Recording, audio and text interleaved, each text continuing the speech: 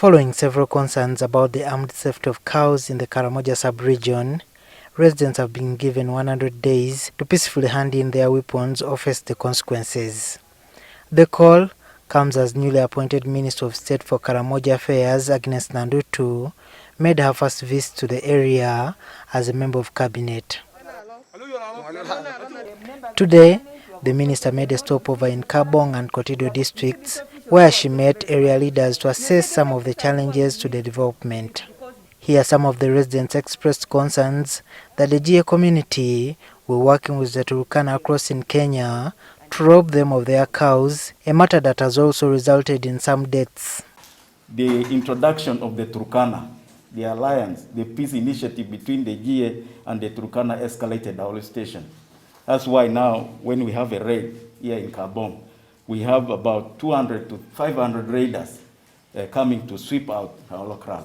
About the disarmament, sealing the borders to ensure that the guns are not exported to another countries like Sudan and Kenya. The residents told the minister that they had incurred heavy losses in recent days. For the last 6 months, that is January to July or end of June, we have had about 17,000 animals. These are cows, goats, sheep, and donkeys stolen, and a few of those recovered by the army.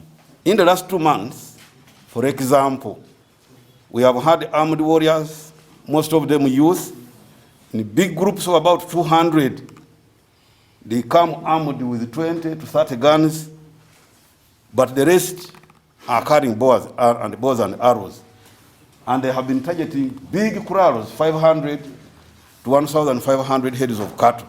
In turn, the minister explained that the government was calling for the peaceful handover of weapons within 100 days. It's just 100 days.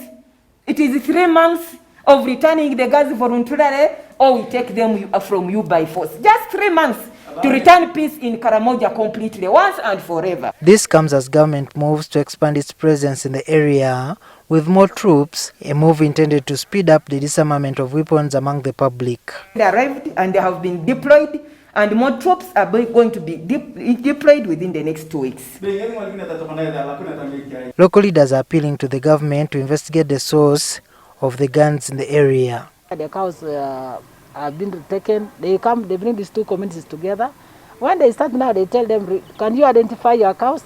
The other side identifies the cows, but the issue of the gun is not followed up. Like, how did you get this? How did you get these cows? And yet the gun, the shootings was there in the raids, but they give the other person these cows, and also they set the other person who raided the cows free, and they don't even ask who raided these cows. The only problem we have is when a raider is killed and we collect the shells, gun shells. We realize that most of these guns which are recovered and the shells, that of UPDF, and also the guns.